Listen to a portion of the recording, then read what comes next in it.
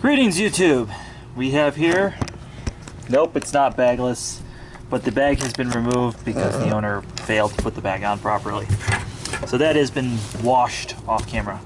So we have here a Eureka Sanitaire Electrolux, whatever you want to call the name of this company. And we're going to open it up and we're going to just do a quick service for you. It's a really simple machine. We used to sell these a lot in vacuum stores. It was like the end-all machine. It's going to last forever. You're going to have this as long as you live. You can give this to your grandkids, and the best things in sliced bread. I mean, we sold a lot of these. I used to sell 24 to or more of these a week. You just don't see them around that often. There's not very many around. I don't know what happened to them all. I would presume they've all been thrown away, just like the Royals we sold like that, and a lot of things that were sold at the vacuum stores. And this is a blue line, which means it was for home use. The red line is for commercial use, and the warranties vary because of that.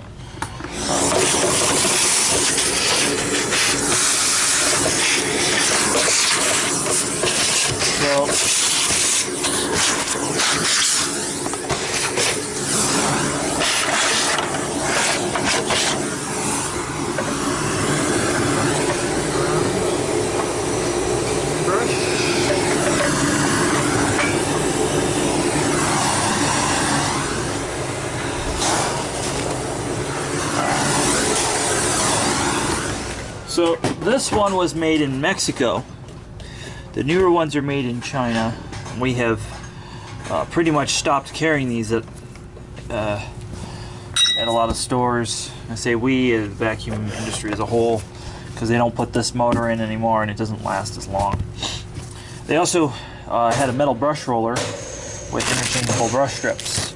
And the older ones we could slip in new brush strips and they wouldn't warp or anything. And the newer Chinese ones, you replace as a whole unit. So when I take this apart to change the brush strips, I'll get to find out if the roller's been replaced or not. Another thing is we see a lot of dust around here. Again, the user didn't put the bag on right, but the end-all solution for this customer is going to be a new gasket. And this is something I see a lot of people skip in terms of a step because they just don't know any better or care.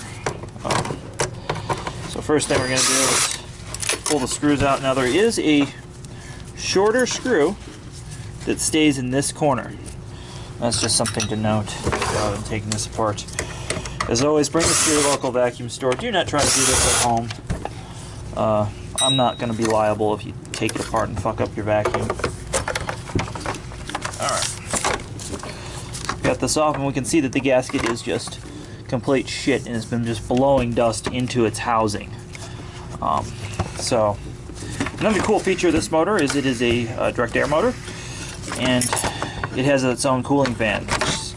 It also sits in such a way that it's really not fighting gravity. A lot of motors sit like this, where they fight gravity a little bit more. This doesn't fight as much gravity. It's kind of like a boxer motor in a car. It's kind of a cool thing about these. There's also a another machine a lot of people confuse with this machine is the Hoover convertible, which is the same machine but backwards and different. So it's not the same machine. We are going to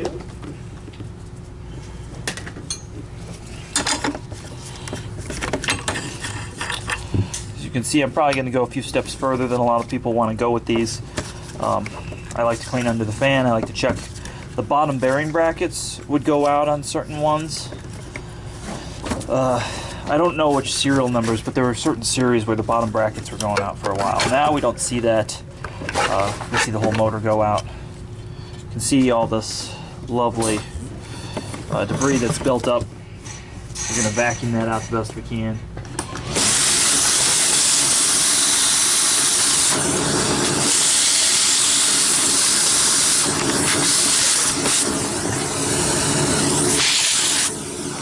This fan should be clear.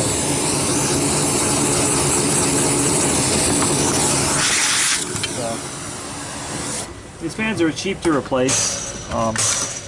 This one doesn't need replacing, so I'll actually wash it. So that guy will get washed.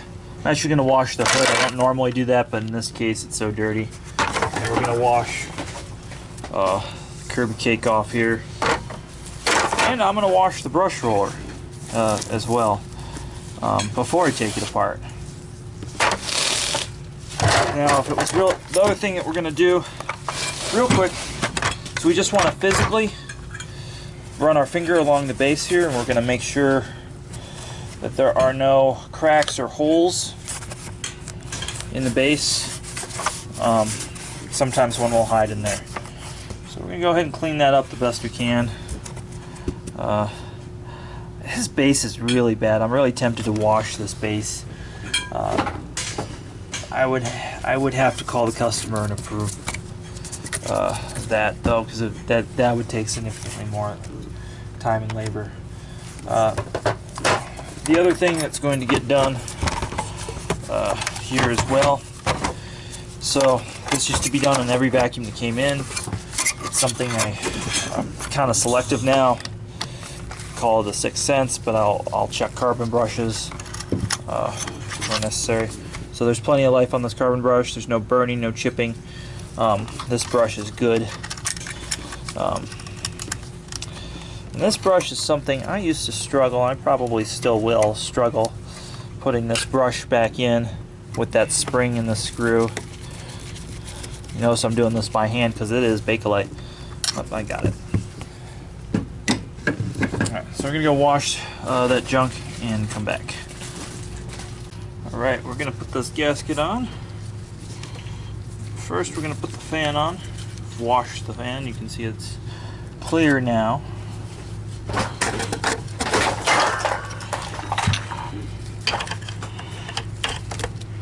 And these pulleys do wear out occasionally, but this one is alright.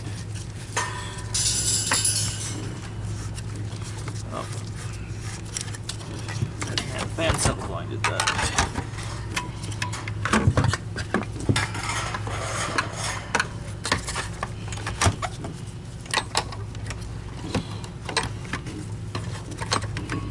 So if you don't get this done right, a little drop of oil, spindle will be your friend. And make sure these fiber washers are down. Now the newer ones, they eliminated the fiber washer and went to a steel washer, and they've actually been kind of problematical.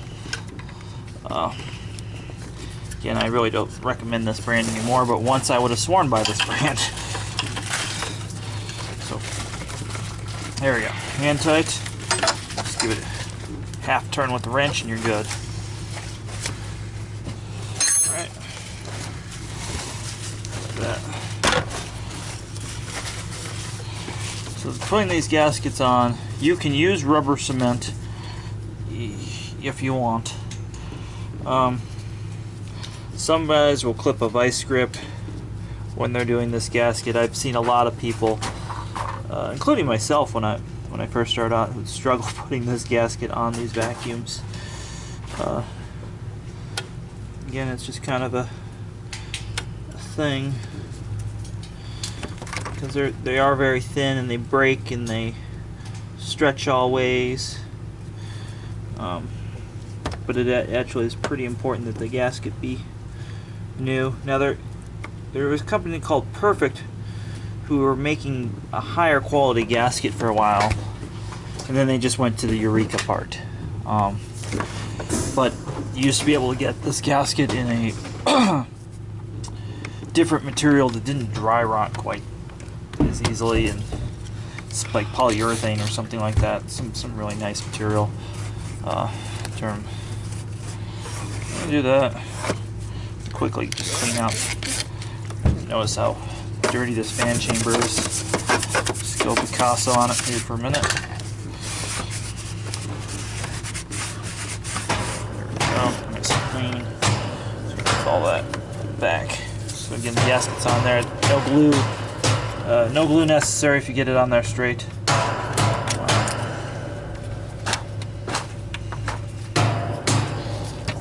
And once it's on, the motor.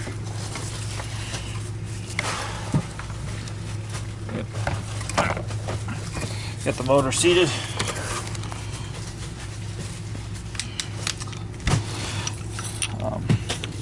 So again, the little guy goes in the back corner, and then your big guy just going all around. It's the hose holder I need. Oh, look at this. Look who came to visit us. Oh, you poor guy, your leg's not doing too good. Got a visitor here. Little spider, the broken leg. Poor little guy. We're just gonna let him chill out.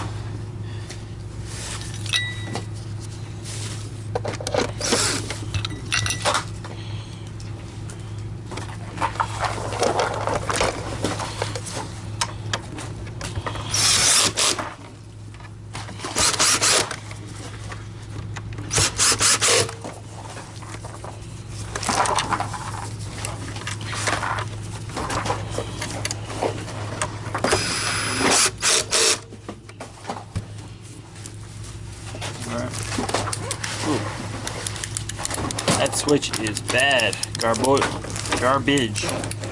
Light bulb's bad. So we'll have to go stop and find a switch now. We're also going to go blow this out now that we have it all back together. Alright, YouTube.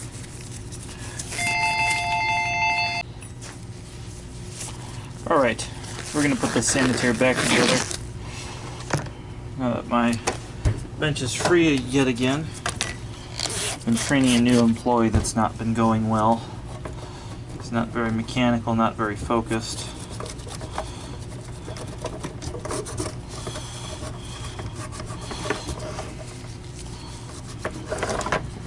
Even though sanitaires are simple, it's kind of too complex of a task for this current employee right now, so we'll see how long that lasts.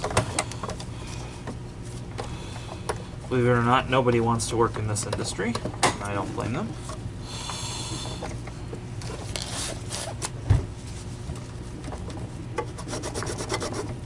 It's like an animal pissed on the side of this motor. This is a 2009, I just dated it. Just gonna put the switch back in. The switch is held in. This funny thing.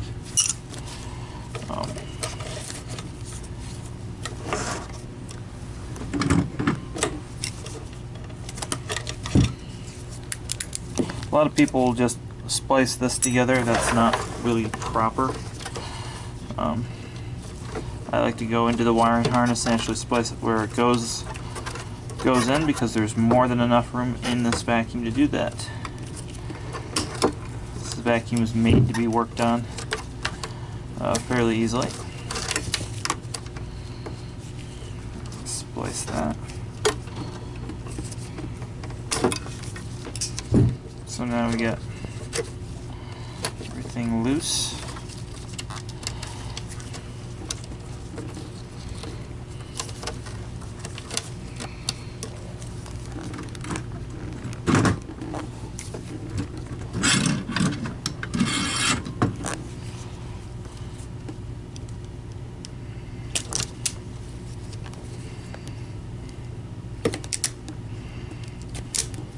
Strippers do not like that one.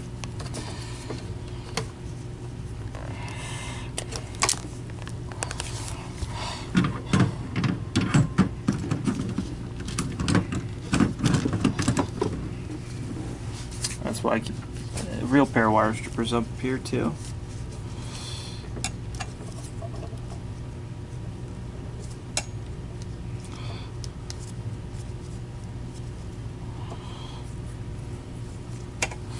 You can see it's a solid copper wire actually coming from the motor on this. So what you actually need to do, because it's coated straight from the coil, is it actually needs to be sanded off or rubbed off the file real quick.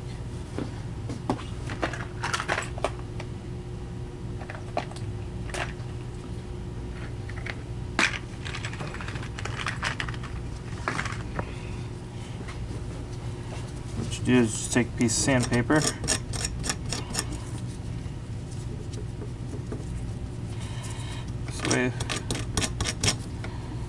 makes good contact.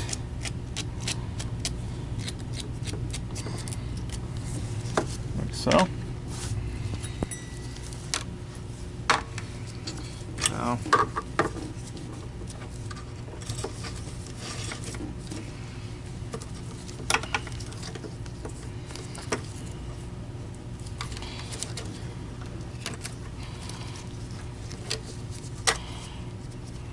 twist the switch, the light together, and we'll twist this together with them.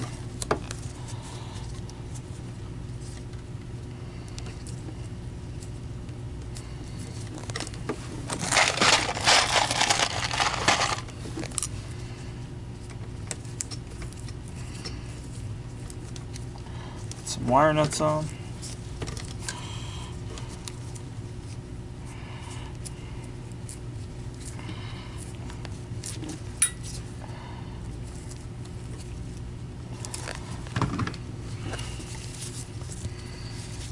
So, and if you don't sand this wire, it probably won't turn on,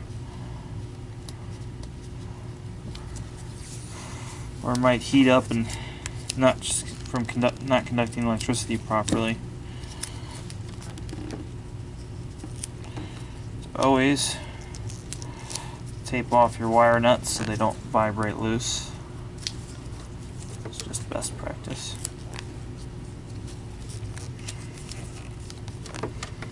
Alright, simple enough. That all just gets tucked away. There's like a zip tie here that you just tuck these wires in. Very, very simple.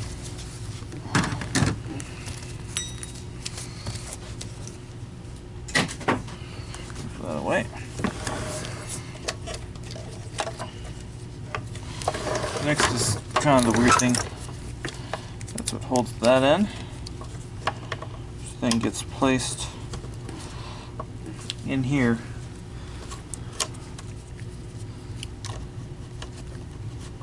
Basically with friction. And that's all that holds this, puts the switch in place. Put the light bulb back on.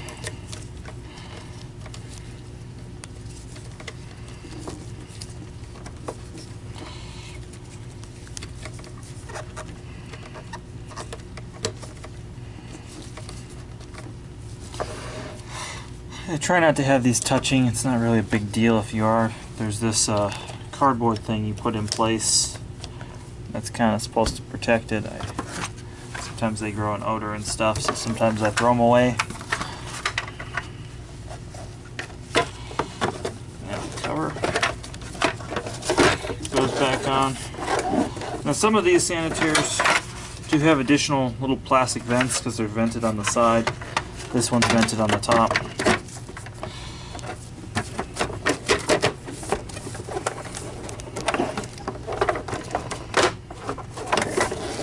Settle back. Then you have to line this cap up.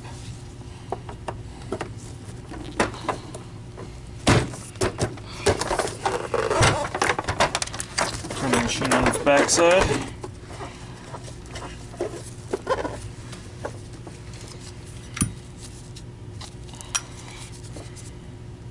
Real low torque setting on these screws.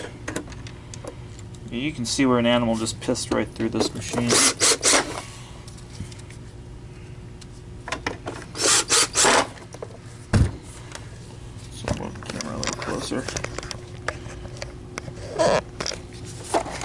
You can see that there's an extra groove. The belt's supposed to go here, and somebody's been putting the belt on backwards and actually wore a groove in here.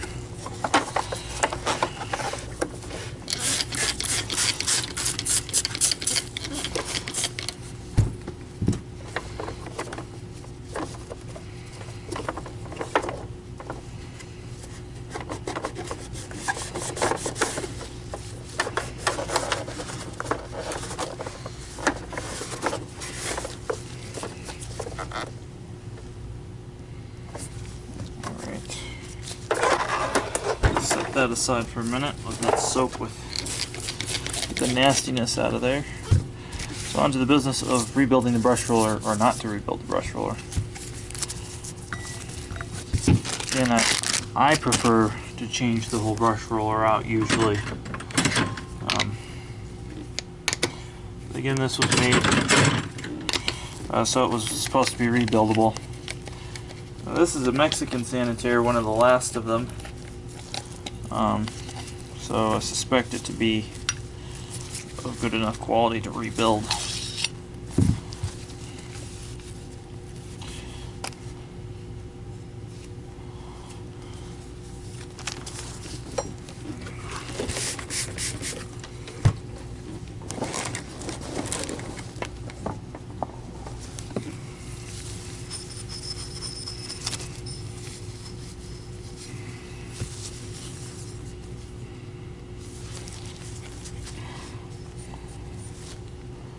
Trying to see if how much of a groove is worn in here.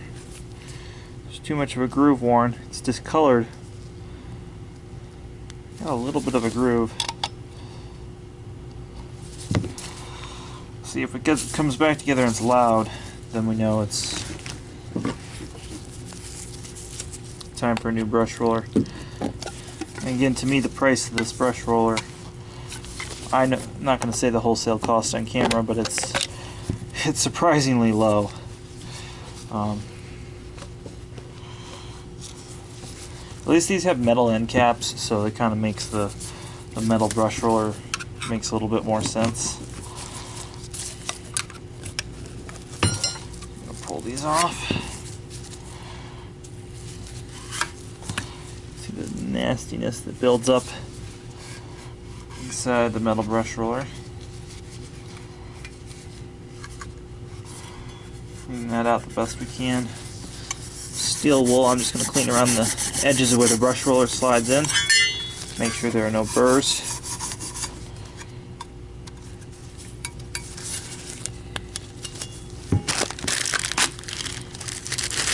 When you are inserting new brush strips, it is important to put some sort of lubricant on them. Just a few drops.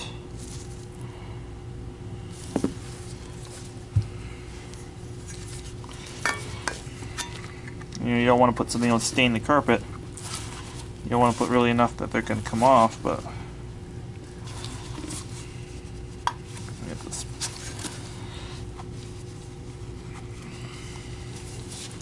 So you can see where it started to warp from putting this brush in.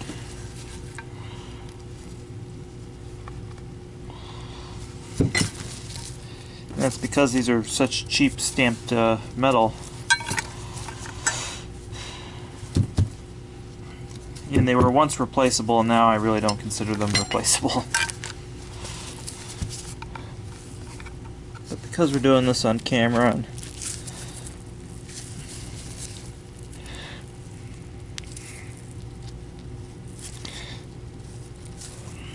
that one warped a little bit, not much.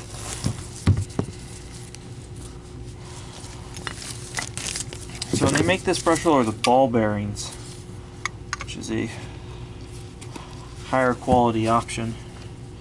This is sleeve bearings that you have to throw a little bit of lubricant on. Now we're going to do this. Again, it's a little warped. Let's see how this sounds.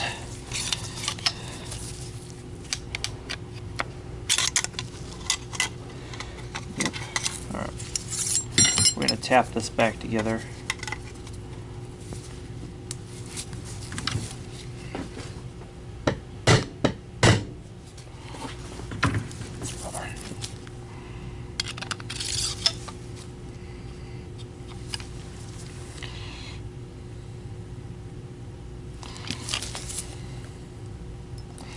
Just a few drops on there make all the difference.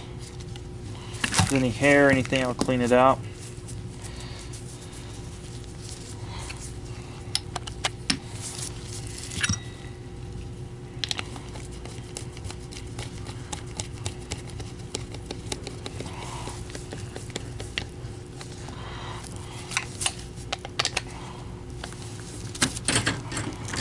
Now,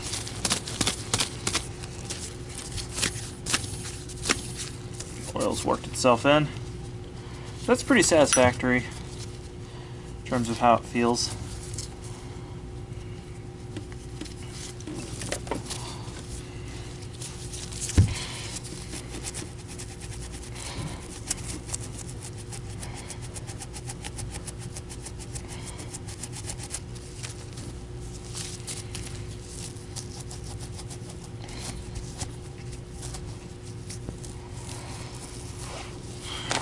back to cleaning the rest of it.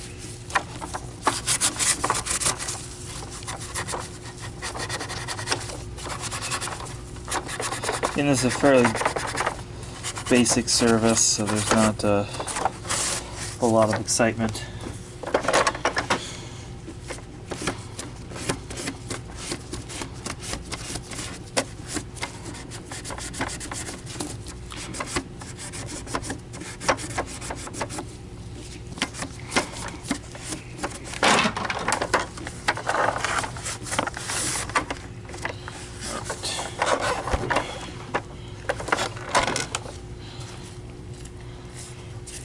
So there's a diagram right there, YouTube, and that is on every single Sanitaire Eureka. Don't care what the age is, there's one in there. That tells you how to do this, so nobody ever sees it there. So the belt goes in the groove. This one has two grooves, but the groove that's reinforced.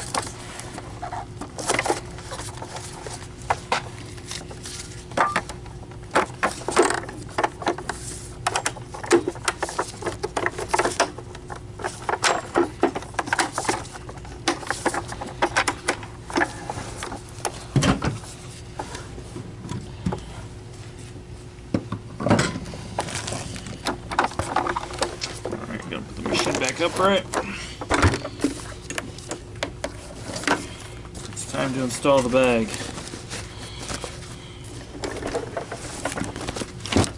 Something else that people put on backwards. Later they came out with the model, took a HEPA bag. But this is one that takes the famous F&G bag, or Royal Type 8 in the same bag. There are instructions on how to put this out on there. This indicates that the zipper goes towards the side of the bag.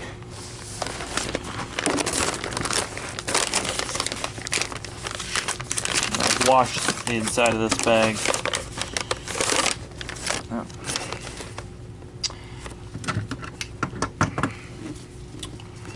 One other thing that we have to do at this store. Scent tab. Stated before, I'm not a fan of these, but it is the wish of the owner for this to be in the back.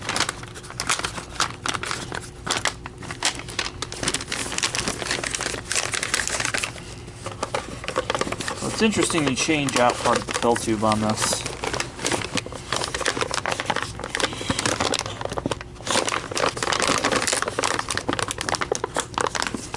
Fold it over. Bam.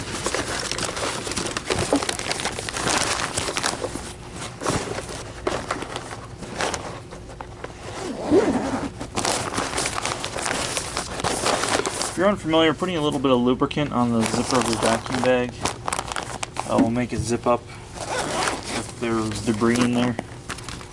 Kind of a fun fact. This gasket's satisfactory, but sometimes I'll change this gasket if it's leaking.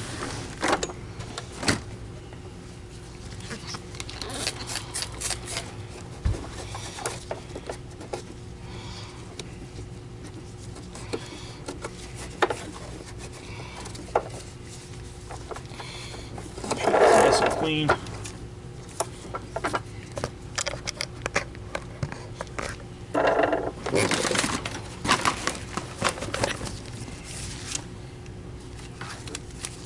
This we're going to torque a little bit higher.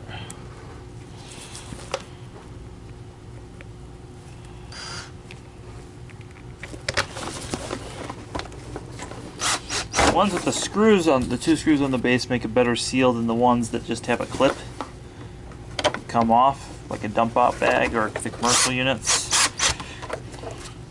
There's actually an aluminum conversion kit that was made to give them a better seal if you so required that. So,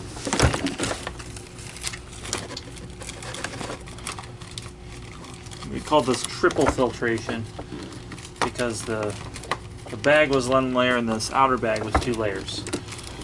Kind of a old school way of doing it.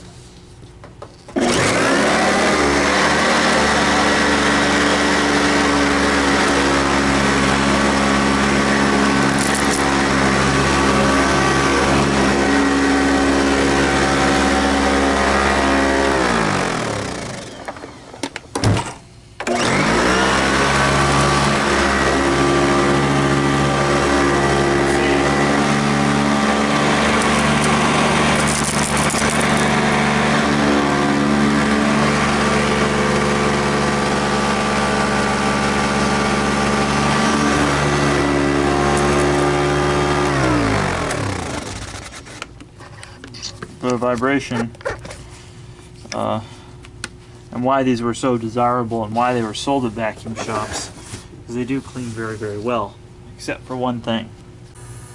And of course that one thing is going to be they don't clean the air very well. So we'll put this to the exhaust of here. Turn the unit on.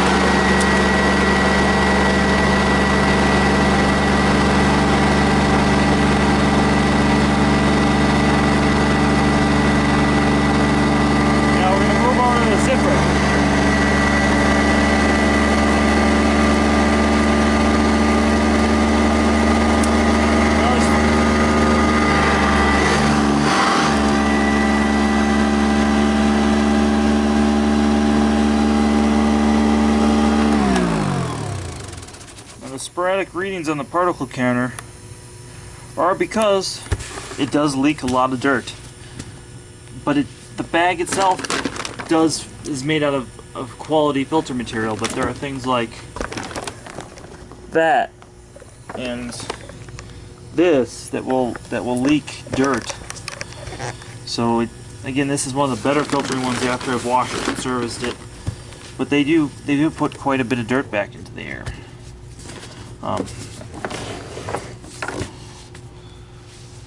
Now they remedied this with a HEPA bag on some of the later models, but it's still not a good sealed system.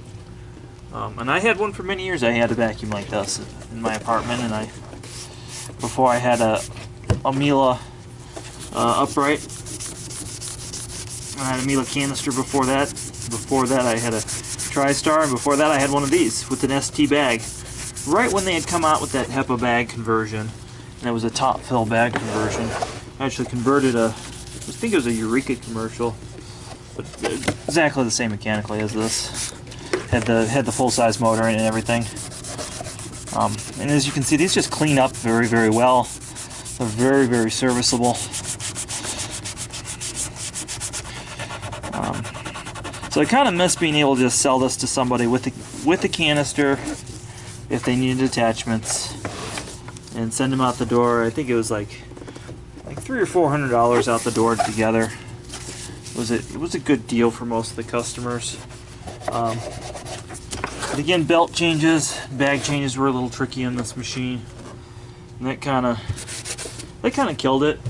Then when Dyson really came hardcore into the American market after they went from Phantom, prices were upped, and that kind of also seemed undesirable to have to put it on a messy vacuum bag.